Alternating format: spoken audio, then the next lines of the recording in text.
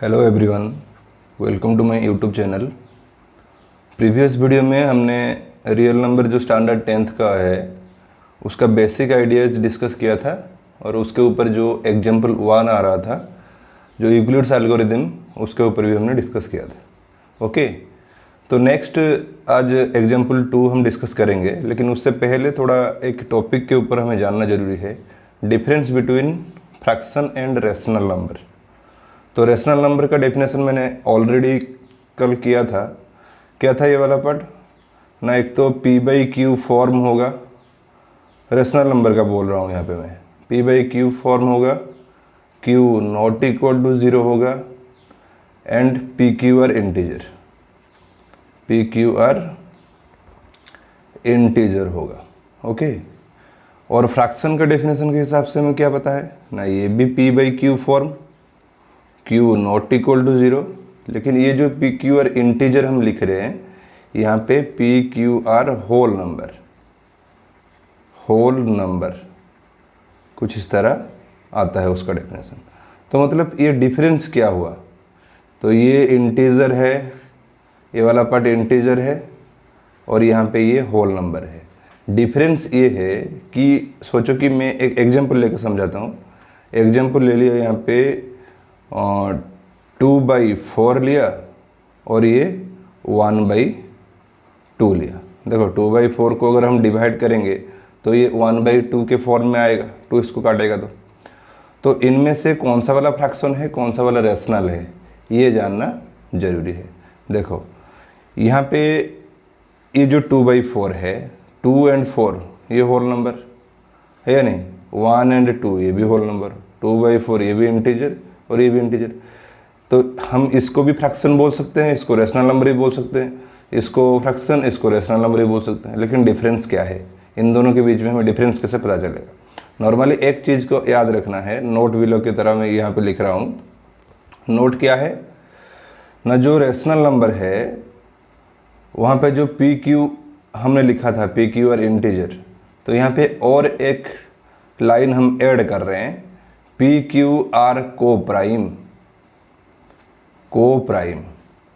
तो ये सिर्फ ये जो pq को प्राइम क्या है मैं ये बता दूंगा अभी, लेकिन ये जो pq को प्राइम मैंने यहाँ पे लिखा है ये फ्रैक्शन के कंडीशन में नहीं आएगा।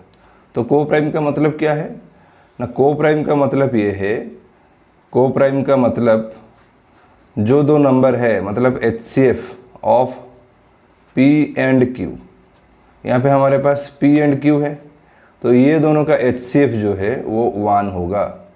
मतलब क्या है, HCF 1 होगा मतलब अगर कोई फ्रैक्शन हम लिख रहे हैं तो उसको और डिवाइड नहीं कर सकते आगे, तो ये 1/2 है, 1/2 को और डिवाइड किया जा सकता है, डेसिमल छोड़ दो। मतलब जैसे कि ये 2/4 काटा हमने, 2 से 4 को काटा, 1/2 आ गया, तो ये फिर रिड्यूस हो सकता है क्या और फ्रैक्शन में, नहीं हो सकता। तो ये वाला जो पार्ट है 1 and 2 का HCF क्या आ जाएगा, 1 आ जाएगा, लेकिन ये 2/4 का HCF 2 होगा। तो जहाँ पे ये को प्राइम कंडीशन सेटिस्फाई होता है, मतलब p/q not equal to 0 and pq integer, ये होने के बाद जहाँ पे ये pq को प्राइम कंडीशन सेटिस्फाई होता है वो हमें रेशनल नंबर बोला जाता है उसको हम। तो इसको हम क्या बोलेंगे, रेशनल नंबर। ओके, तो ये हमें मिल गया क्या, रेशनल नंबर। तो उसके हिसाब से जो ये को प्राइम कंडीशन यहाँ पे सेटिस्फाई नहीं हो रहा है 2/4 में, तो ये हमारा क्या हो जाएगा, फ्रैक्शन। ओके, तो ये था फ्रैक्शन एंड रेशनल नंबर के डिफरेंस, सिर्फ यही डिफरेंस है। ये होल नंबर मतलब वहाँ पे नेगेटिव चीज़ नहीं आएगा फ्रैक्शन में, लेकिन रेशनल नंबर में नेगेटिव भी आ सकता है। दो चीज़ का डिफरेंस, एक तो pq को प्राइम और सेकंड बिट क्या है ना, सेकंड बिट ये होल नंबर वाला बिट है और ये इंटीजर वाला बिट है। लेकिन ये p/q नॉट इक्वल टू 0 ये इनमें भी है, रेशनल नंबर में भी है, फ्रैक्शन में भी है। ओके, तो हमें ये याद रखना है कि अगर डिफरेंस पूछेगा कभी भी फ्रैक्शन एंड रेशनल नंबर में, तो ये pq ये कंडीशन तो लिखेंगे हम, p/q नॉट इक्वल टू 0, ये होल नंबर, ये इंटीजर, लेकिन ये चीज़ एक लिखना पड़ेगा यहाँ पे, pq को prime in rational number condition, but fraction condition में ये नहीं है। ओके, तो ये था हमारा difference between fraction and rational number. तो फ्रैक्शन के ऊपर अगर आए हैं हम, तो इसका और भी कुछ चीज़ें हैं, मतलब क्लासिफिकेशन जो बोलते हैं। क्लासिफिकेशन में क्या आ जाएगा ना, प्रॉपर फ्रैक्शन, इसके ऊपर हमें पता है पहले से, तो थोड़ा मैं सिर्फ ये उसका नेमिंग बता देता हूँ। प्रॉपर फ्रैक्शन, इम्प्रॉपर फ्रैक्शन, फिर आता है मिक्स्ड फ्रैक्शन, फिर आता है इक्विवेलेंट फ्रैक्शन, कुछ इस तरह है। Equivalent fraction, like fraction, unlike fraction. तो ये सब जो है वो प्रीवियस क्लास में हमने पढ़ा है, स्टैंडर्ड 7-8 में पढ़ा होगा। ओके, तो इसको थोड़ा रिकॉल कर लेना। ओके, सो चलो नेक्स्ट चलते हैं। हमारा जो एग्जाम्पल 2 है, जो यूक्लिड्स एल्गोरिथम को बेस करके हमने पढ़ा था प्रीवियस वीडियो में, तो यहाँ पे उसी को आगे करते हैं। तो एग्जाम्पल 2 का क्वेश्चन दिया है, so that every positive even integer is of the form 2q and that every positive odd integer is of the form 2q+1 where q is some integer. तो हमें ये दिखाना है कि एवरी पॉजिटिव इवन इंटीजर जो है वो 2q के फॉर्म में आएगा और ऑड पॉजिटिव इंटीजर जो है वो 2q+1 के फॉर्म में आएगा। ओके, तो ये प्रोसेस हम कैसे लिखेंगे, तो मैंने यहाँ पे लिख दिया है। तो ये देखो क्या है, पहला चीज़ ये लिखना है हमें, let a be any positive integer. तो ये क्यों लिख रहा हूँ मैं, हम यूक्लिड्स एल्गोरिथम जब पढ़े थे उसमें यूक्लिड्स एल्गोरिथम में कुछ इस तरह था कि जो हमारा a इक्वल टू BQ+R और 0 less than equal to R less than B, ये वाला कंडीशन था। तो अगर हम यूक्लिड्स एल्गोरिथम को यहाँ पे यूज करके करेंगे तो ये a आना जरूरी है, B भी आना जरूरी है, Q R ये सब आना जरूरी है। तो इसलिए मैंने यहाँ पे इंट्रोड्यूस किया a equal to let a be any positive integer, मैंने यहाँ पे चूज किया। ओके, फिर आता है b का वैल्यू, ये भी हमें चूज करना है। कहाँ से चूज करना है ना, इसी क्वेश्चन में से चूज करना है। तो क्वेश्चन में से कहाँ से चूज करेंगे, देखो q के पास जो है वो हमारा b है, BQ+R, BQ यहाँ पे कुछ नहीं है, मतलब BQ+0 इसी तरह का फॉर्म में है। तो b हमारा यहाँ पे कौन है, 2। तो मैंने यहाँ पे b का वैल्यू 2 चूज कर लिया। Then by Euclid's division lemma हमें ये पता है कि a इक्वल टू BQ+R और कंडीशन, ये provided condition 0 less than equal to R less than B। Okay, then मैंने क्या किया है, b का वैल्यू पुट कर लिया। तो a equal to 2q+R, b का वैल्यू मैंने यहाँ पे चूज किया था, ये वाला part b equal to 2 choose किया था, तो इसका वैल्यू मैंने यहाँ पे पुट कर लिया। a equal to 2q+R, 0 less than equal to R less than b का वैल्यू 2। तो ये इक्वेशन मैंने इसको इक्वेशन स्टार दिया है, क्यों ना, इसी इक्वेशन में मैं r का वैल्यू पुट करूँगा तभी मुझे रिजल्ट ऑटोमेटिकली मिल जाएगा। तो r का वैल्यू पुट करने के लिए पहले r का वैल्यू निकालना जरूरी है। तो कहाँ से निकालेंगे ना, ये जो प्रोवाइडेड कंडीशन हमें यहाँ पे मिला था 0 less than equal to R less than 2, ये वाला कंडीशन मैंने यहाँ पे ले लिया है। As 0 less than equal to R less than 2। तो अगर ये कंडीशन मैंने यहाँ पे लिया है, इसका मतलब क्या है ना, R का वैल्यू 0 के साथ इक्वल होगा या 0 से बड़ा होगा लेकिन 2 से छोटा होगा। और R जो रिमाइंडर है वो हमारा क्या है, वो नेचुरल नंबर के फॉर्म में आता है। तो R का वैल्यू 0 होगा एंड 1 होगा, उसके आगे नहीं जाएगा क्योंकि 1 के बाद 2 आता है, तो 2 से वो छोटा होगा, तो मतलब R का वैल्यू 0 एंड 1 होगा। ओके, तो putting the value of R, ये जो R का वैल्यू यहाँ पे मिल गया उसको हम क्या करेंगे, इक्वेशन स्टार में पुट करेंगे। इक्वेशन स्टार में पुट करेंगे तो R का वैल्यू क्या है, 0 लिया था। इफ़ R इक्वल टू 0 यहाँ पे पुट करेंगे तो a equal to 2q+0, a equal to 2q+0। तो अगर 0 को मैं लिखने की ज़रूरत नहीं है तो a इक्वल टू क्या आ गया, 2q। और ये इवन कैसे हो रहा है ये मैं बताऊँगा। ओके, फिर r इक्वल टू 0 का काम खत्म, r इक्वल टू 1 ले लो। r इक्वल टू 1 अगर लेता हूँ मैं तो a इक्वल टू 2q+1 आ गया। और ये ऑड कैसे हो रहा है ये भी बताऊँगा। ओके, तो नॉर्मली हमने इवन एंड ऑड के ऊपर ये डिस्कस किया था कि जो नंबर 2 से डिविजिबल होगा वो इवन होगा और जो नंबर 2 से डिविजिबल नहीं होगा वो ऑड होगा। ये देखो, ये जो 2q है, मैं अगर डिवाइडेड बाई 2 करूँ यहाँ पे, मतलब 2q हमें यहाँ पे मिला था, मैं डिवाइडेड बाई 2 किया तो 2 कटा या नहीं, 2 कैंसिल हो गया, तो रिजल्ट हमें मिल रहा है। दैट मीन्स ये 2 से डिविजिबल है। तो अगर ये 2 से डिविजिबल है तो ये इवन होगा। ओके, नेक्स्ट आता है ये वाला पार्ट 2q+1। देखो ये अगर मैं डिवाइडेड बाई 2 करूँ, 2q+1 से कुछ कॉमन नहीं आएगा, यहाँ पे 2q है, यहाँ पे 1 है, तो ये कैंसिल नहीं होगा, 2 से डिवाइड नहीं होगा। तो अगर 2 से डिवाइड नहीं हो रहे तो ऑड है। तो सिंपल ये वाला हमें मिल गया कि क्वेश्चन के हिसाब से इवन जो है वो 2q के फॉर्म में था और ऑड जो है वो 2q + 1 के फॉर्म में था।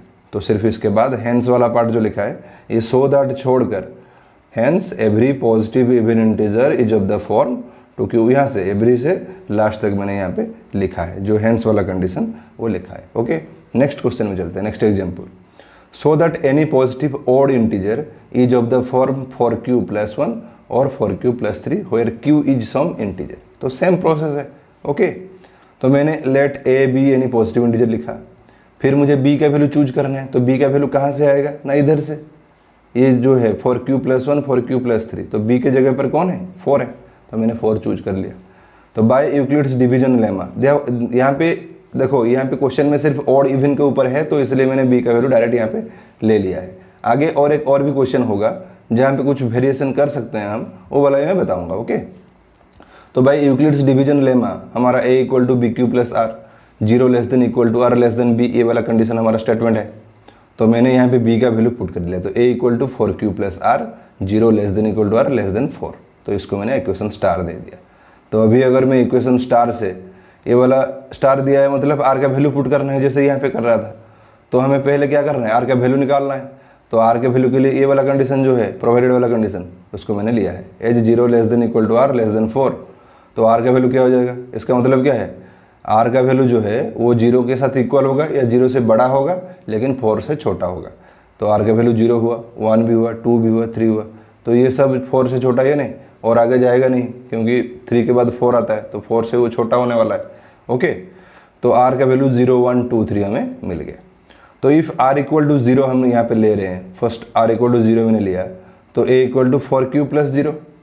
तो अगर a = 4q + 0 हो गया तो a = 4q सिर्फ लिखेंगे हम। उस हिसाब से r = 1 अगर लेंगे तो a = 4q + 1, r = 2 लेंगे तो a = 4q + 2, r = 3 लेंगे तो a = 4q + 3। ओके, अभी ये देखना है कौन सा वाला इवन कौन सा वाला ऑड। तो ये 4q जो है a = 4q/2 करोगे तो ये 4 को काटेगा, तो मतलब वो इवन। 4q + 1 वो 2 से डिविजिबल नहीं होगा तो वो ऑड हो गया। फिर 4q + 2, 4q + 2 से हम 2 कॉमन ला सकते हैं, ऐसे देखो 4q + 2, 4q + 2 है, मैं इधर से 2 कॉमन ले सकता हूँ तो बचेगा 2q + 1। ओके, तो होल डिवाइड में अगर 2 करेंगे तो 2 कैंसिल हो सकता है यहाँ पे, तो 2 से डिविजिबल हो जाएगा, तो इसलिए वो इवन है। और 4q + 3 से 2 कॉमन नहीं आता है तो वो ऑड है। तो हमारा रिजल्ट के हिसाब से जो क्वेश्चन बोल रहा था, हैंस वाला पार्ट के लिए स्पेस नहीं था तो मैंने ये नहीं लिखा है, तो आप लोग लिख दोगे सो दैट को छोड़कर hence any positive odd integer is of the form 4q + 1 and 4q + 3, पूरा लास्ट तक यहाँ तक लिखना है। तो देखो हमारा यहाँ पे मिला है नहीं, ऑड वो बोल रहा था odd integer 4q + 1 and 4q + 3। और देखो ऑड हमारा 4q + 1 एंड यहाँ पे ऑड जो है 4q + 3, तो 4q + 1 एंड 4q + 3 के फॉर्म में आ गया। ओके, तो इसी तरह का बेस करके एक्सरसाइज में भी, एक्सरसाइज 1.1 में भी बहुत सारे क्वेश्चन है, लेकिन उसी एक्सरसाइज का एक क्वेश्चन हम करेंगे क्योंकि उसमें थोड़ा क्वेश्चन का वेरिएशन है।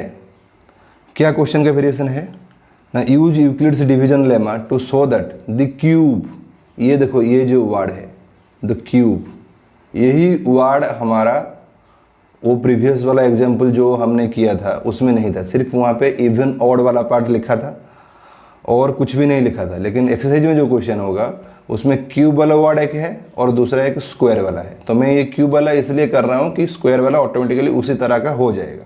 ओके, तो क्वेश्चन ये बोल रहा है use Euclid's division lemma to show that the cube of any positive integer is of the form 9m 9m + 1 और 9m + 8, मतलब क्यूब करना है। ओके, तो ये वाला पार्ट जो है तो उसी हिसाब से प्रोसीड्यूर जो प्रीवियसली था उसी का ही हम करेंगे। तो मैंने यहाँ पे क्या किया ना, लेट a b यानी पॉजिटिव इंटीजर ये चूज किया। सेकेंड बिट में हमारा क्या था, b का वैल्यू चूज करना था। तो b का वैल्यू प्रीवियस क्वेश्चन में हमने ये चूज किया था जो q के पास था। जैसे कि यहाँ पे ये जो क्वेश्चन था हमारा जो q के पास था उसी को हम डायरेक्ट क्या कर रहे थे, b का वैल्यू चूज कर रहे थे। इधर भी ले सकते हैं, इधर भी ले सकते हैं, यहाँ पे भी कोई प्रॉब्लम नहीं है। तो इसलिए मैंने b का वैल्यू 9 और 3 लिखा है।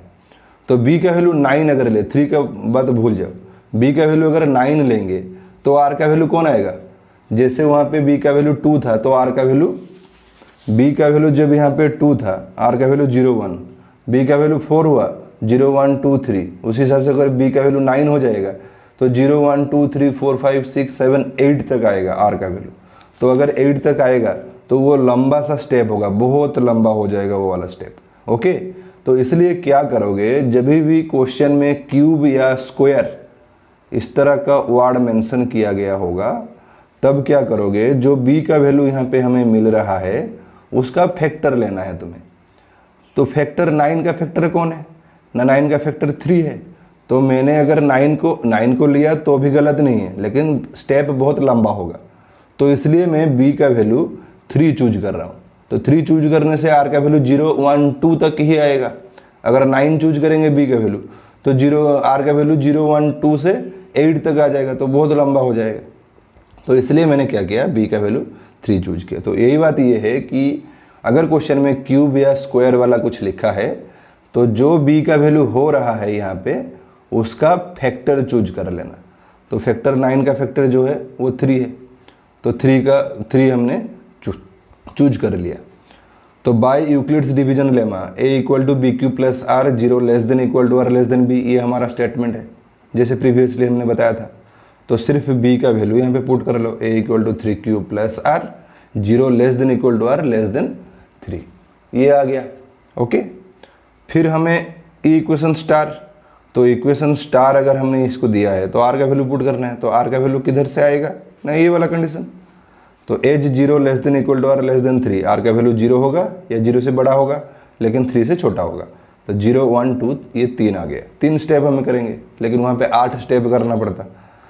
फिर हम putting the value of r in equation star, r का वैल्यू इक्वेशन स्टार में हमने पुट किया। तो r का वैल्यू अगर 0 पहले पुट करेंगे तो a equal to 3q plus 0, a equal to 3q plus 0 मतलब a इक्वल टू 3q हम लिख सकते हैं।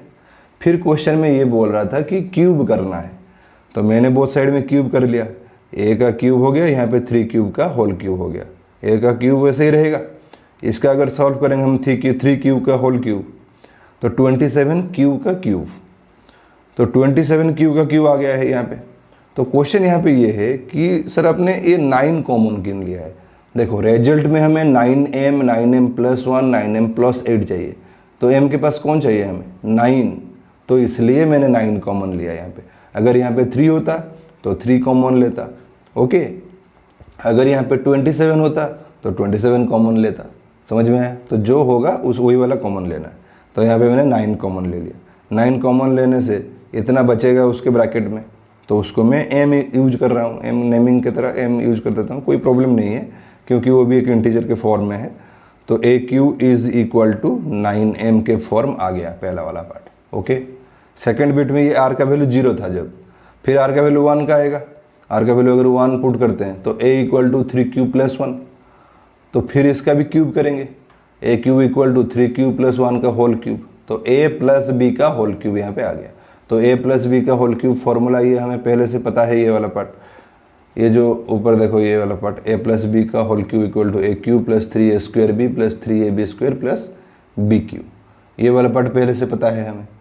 तो ये वाला इसी फॉर्मूला में हमें ये 3q प्लस 1 का होल क्यूब पुट करना है। तो पुट किया तो मुझे रिजल्ट मिला 27 क्यूब का क्यूब। यहाँ पे a कौन है 3q, b कौन है 1, तो सिर्फ उसी फॉर्मूला में पुट किया तो 27 क्यूब का whole cube 27 cube square plus 9 cube plus 1। Okay, तो फिर यहाँ पे मुझे क्या कॉमन लेना है 9 कॉमन लेना है।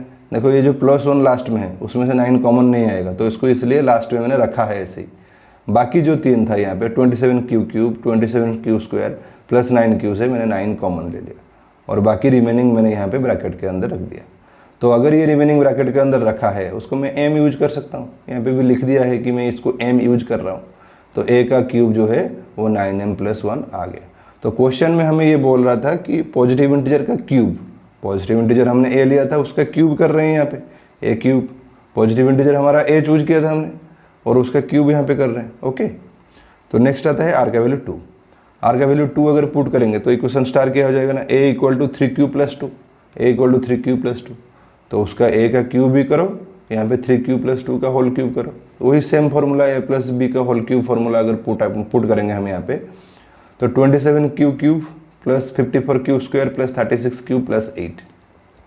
देखो प्लस 8 हमें 9 कॉमन लेना है, प्लस 8 से 9 कुछ कॉमन जाने के चांस नहीं है, तो 8 को प्लस 8 को मैंने यहाँ पे रखा है ऐसे, बाकी रिमेनिंग जितना था उनमें से मैंने 9 कॉमन ले लिया, तो ब्रैकेट के अंदर जो बचा है उसको मैं m यूज किया, तो AQ equal to 9m plus 8। तो पहला वाला 9m आ गया, सेकेंड वाला बिट में 9m प्लस 1 आ गया, और थर्ड वाला बिट में 9m प्लस 8 आ गया। तो 3 स्टेप में यहाँ में कंप्लीट हो गया।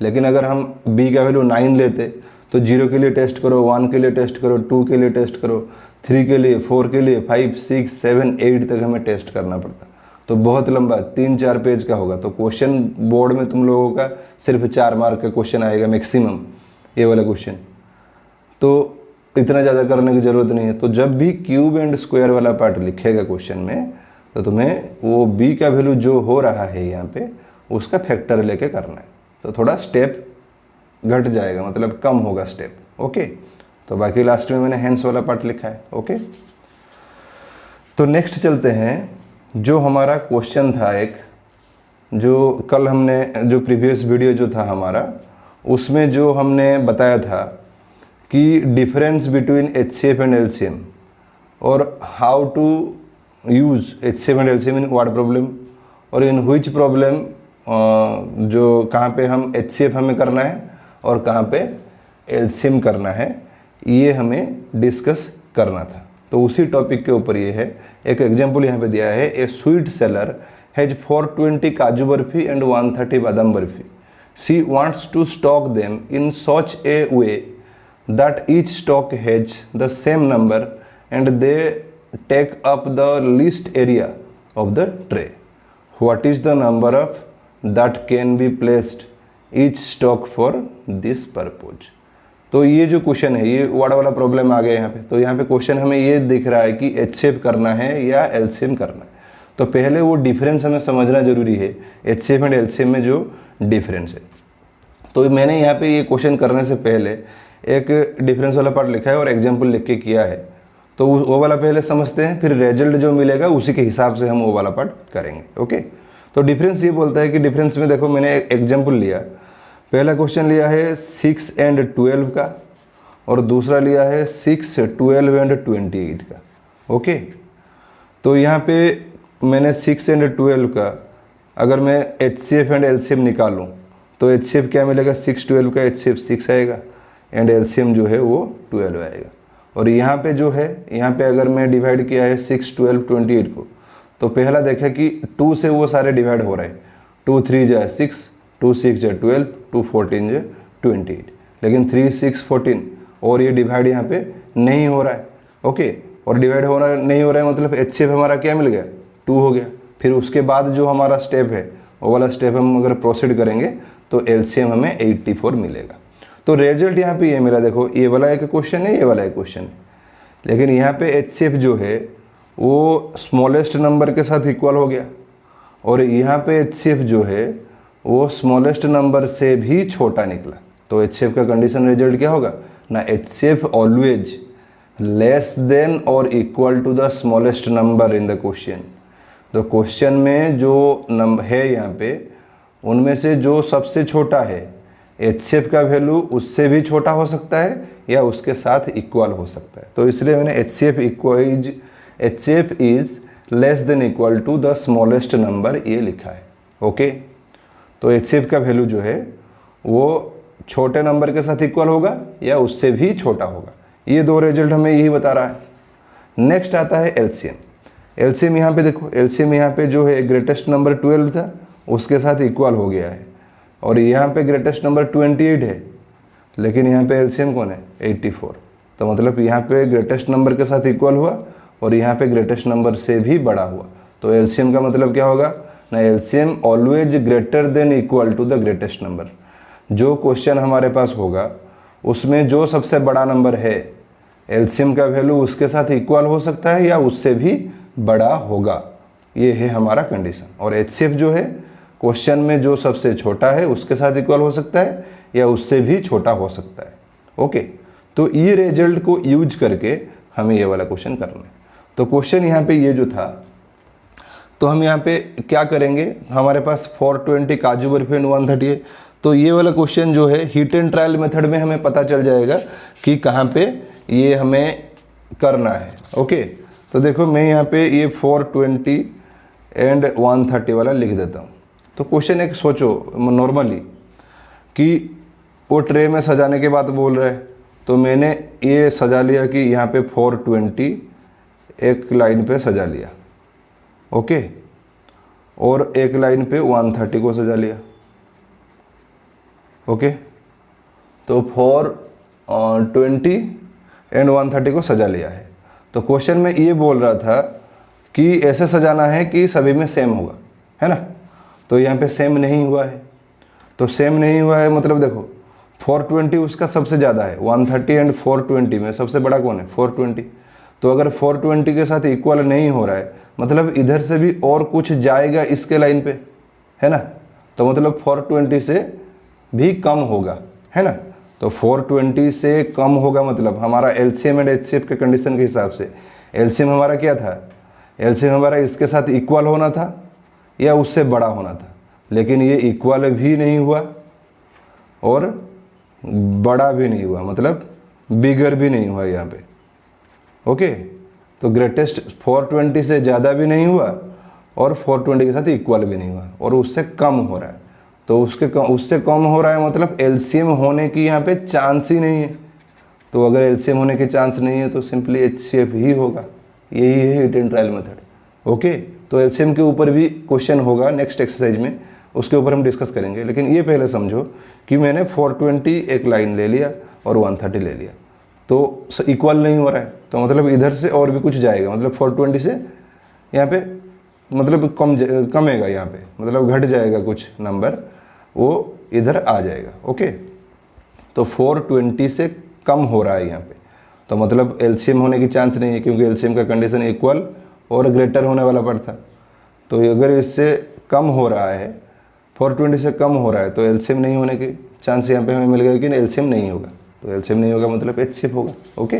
तो इसलिए मैंने एचसीएफ निकाला है यहाँ पे, एचसीएफ ऑफ 420 एंड 130। तो ये जब निकालोगे तुम लोग 420 एंड 130 का, डायरेक्ट अगर मैं 10 यहाँ पे गिराता हूँ, ये प्राइम फैक्टराइजेशन करना था क्योंकि मुझे पता है कि ये डिवीजन हो रहा है, तो मैंने इसलिए डायरेक्ट 10 पुट कर लिया। तो ये 40 और ये 13, देखो ये 13 एंड 42 ये कैंसिल नहीं हो रहा है, कोई भी डिवीजन कोई भी नंबर ऐसा नहीं है कि दो नंबर को डिवाइड करे। तो 10 है हमारा क्या, एचसीएफ। तो ईच स्टॉक में hence 10 number of can be placed in each stock. तो ईच स्टॉक में हमें 10 नंबर ऑफ बर्फी रहेगा, ओके। सो आज के लिए इतना ही है, ओके, थैंक यू।